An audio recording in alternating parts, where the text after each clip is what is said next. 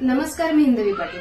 आज मी कुठल्या शोचा व्हिडिओ नाही बनवते. मी आज एक व्हिडिओ बनवतेय जो तुम्ही व्हायरल करतायत, जो खोटा व्हिडिओ व्हायरल जास्त होतोय ह्यासाठी.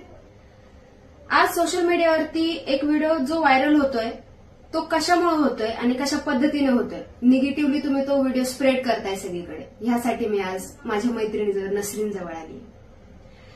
कशी आहेस तू, पहिले सांग. खूप छान, म्हणजे आहे बरी आहेस? मी नाही विचारायला पाहिजे, पण लोकांना कळलं पाहिजे की तिथं त्या दिवशी का घडलं, काय कशामुळे घडलं, ह्या सगळ्या गोष्टी जनतेपर्यंत पोहोचल्या पाहिजेत. नसेल तर मला स्पष्टपणे सांग, काय भ्यायची गरज नाही की तिथं काय काय घडलं. ऍक्च्युली आम्ही जात होतो फिरायला आम्ही गेलो आणि पुढे आम्ही गेल्यानंतर आम्हाला कळलं की ते पर्यटन बंद आहे. तर आम्ही माघारी फिरलो.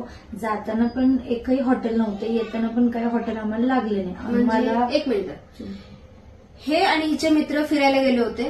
त्यांना अर्ध्या वाटेत कळलं की ती जागा जे फिरण्याचं स्थान आहे, पर्यटन स्थळ आहे, ते बंद आहे. हे रिटर्न फिरले आणि त्या एरियामध्ये कुठंच हॉटेल किंवा काहीच नव्हतं. बरं, पुढे हॉटेल नव्हता आणि लिटरली मला वॉशरूम लागलेली आणि माझा थोडासा प्रॉब्लेम आहे किडनी स्टोनचा, त्यामुळे मला वॉशरूम लागली होती. तर मला वॉशरूम काही कंट्रोल नाही झाली. तर मी बोलले की थोडंसं गाडी बाजूला घ्या आणि इथं गवत आहे, गवतामध्ये मी बसले तर काही म्हणजे इश्यू नाही होणार, म्हणजे दिसणार नाही काय. तर मी लिटरली वॉशरूमसाठी गेले आणि माझा पाय स्लिप झाला तर मी घसरतच खाली गेले आणि मी तिथं 2 तास होते. फक्त लिटरली मला तिथं धरायला पण काय नव्हतं, की मला पकडायला काय आधार नव्हता, काय नाही. छोटासा दगड होता आणि गवताला धरून मी 2 तास होते. म्हणजे लाजिरवाणी गोष्ट आहे तुम्हा सर्वांसाठी, जे व्हिडिओ निगेटिव्हली व्हायरल करतात. त्या मुलीला स्टोनचा त्रास आहे. ती मुलगी वॉशरूमसाठी खाली उतरली आणि ती वॉशरूमला जाणार तितक्यात तिचा पाय घसरला आणि ती त्या दरीत कोसळली. ती 100 फूट खाली गेली होती, ठीक आहे, आणि ती 2 तास आतमध्ये होती एका दगडाला पाय लावून गवतांना धरून. तर ह्या गोष्टीवरून तुम्ही किती इश्यू केला बरं? मला एक गोष्ट सांग, मीडियाचं असं म्हणणं आहे आणि सगळ्यांचं असं म्हणणं आहे, जे इन्स्टाला व्हिडिओ टाकतायत, ठीक आहे, की तू सेल्फी काढताना पडलीस. मी सेल्फी काढायला नव्हते गेले आणि जर मी सेल्फी काढायला गेले असते तर माझे लिटरली मोबाईल पण पडले असते. माझे दोन्ही मोबाईल, माझी बॅग गाडीत होती आणि मी वॉशरूमसाठी खाली उतरलेले. म्हणजे हो, ही गोष्ट नोटीस करण्यासारखी आहे की ही जेव्हा उतरली तेव्हा हिच्या हातात हिचे दोन्ही फोन नव्हते, हिची बॅग नव्हती, काहीच नव्हतं. म्हणजे हिचे सगळे फोन सलामत आहेत, तिच्या जवळ आहेत, तुम्ही पाहू शकता.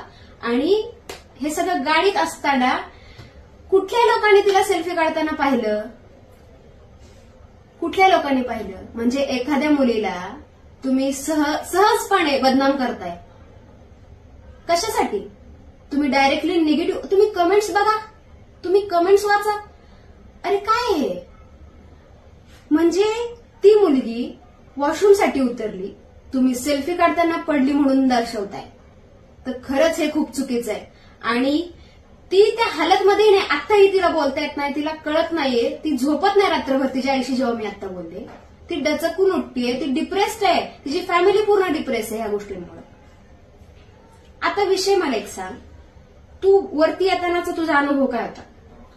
वरती येताना मी लिटरली माझे जे फ्रेंड्स होते, तर मला तिथं काहीच आठवत नव्हतं की मी काय करू, मी कोणाचं नाव घेऊ की काय करू, की कोणाच्या नावाने मी बोलू.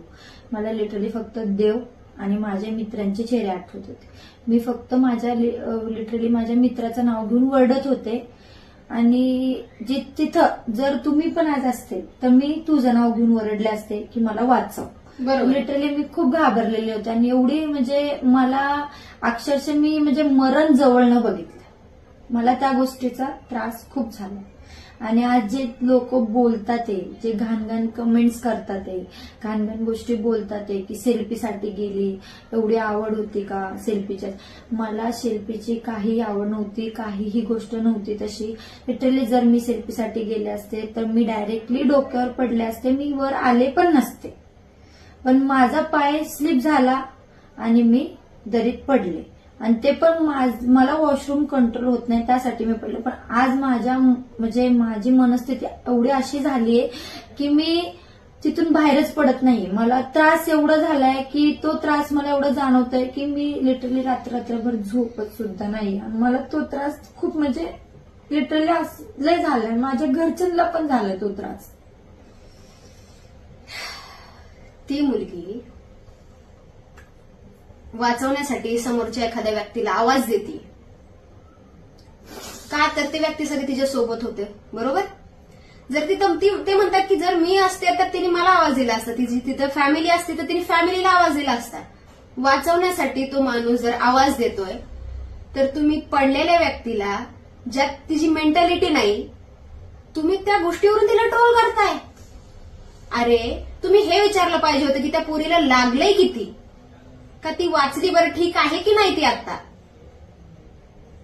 तर तुम्ही तिला निगेटिव्हली सगळ्या जनतेसमोर प्रेझेंट करताय. आवाज तिने कोणालाही देऊ दे, तुम्हाला काय प्रॉब्लेम आहे, तुमचं काय जातंय. ती वाचली ते महत्वाचं नाहीये का, ती वाचली हे महत्वाचं आहे. एक जीव वाचला, तिच्या मागे तिची फॅमिली आहे. त्या फॅमिलीवरती आज काय प्रभाव पडतोय, किंवा ते किती डिप्रेस होत आहे, आजूबाजूची लोक त्यांना काय काय बोलतायत.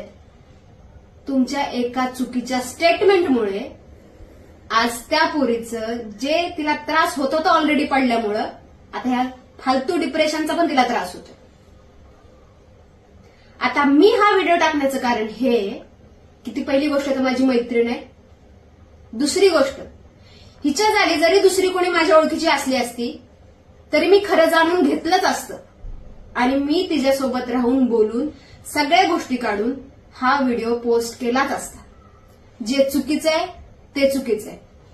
जर तुम्ही खोटं जनतेपर्यंत पोहोचवताय तर आज हे खरं सगळ्या जनतेपर्यंत, महाराष्ट्राच्या असो किंवा महाराष्ट्राच्या बाहेरच्या, जिथपर्यंत ज्या ज्या भाषेमध्ये हा व्हिडिओ गेलाय तिथपर्यंत पोहोचला पाहिजे.